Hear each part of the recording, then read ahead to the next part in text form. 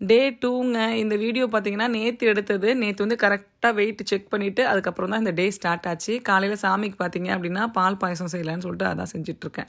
நான் ஸ்வீட் சாப்பிடாம இருக்கேன் அப்படின்றதுனால, வீட்ல ஸ்வீட்ஸ் வாங்குறது ரொம்ப ரொம்ப குறைஞ்சிருக்கு. நான் ஸ்வீட்ஸ்ன்னு சொல்றது கப் கேக்கு, டோனட்டு, குக்கீஸு அந்த மாரி ஐட்டம்ஸ் எதுவுமே இப்போ வீட்ல வாங்குறது கிடையாது.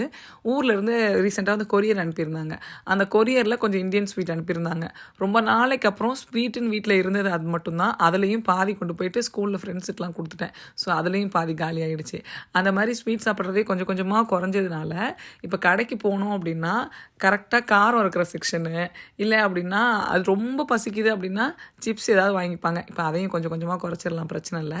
ஸோ இந்த மாதிரி நம்ம ஒரு விஷயத்த மாற்றும்போது நம்ம குடும்பத்தில் இருக்கவங்களும் அதை அக்செப்ட் பண்ணிக்கிறாங்கன்னு நினைக்கும் போதே சந்தோஷமாக தான் இருக்குது.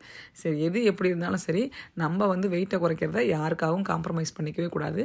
காலையில் என்னோடய வெயிட் எவ்வளோ இருந்துச்சு அப்படின்னா 79.8.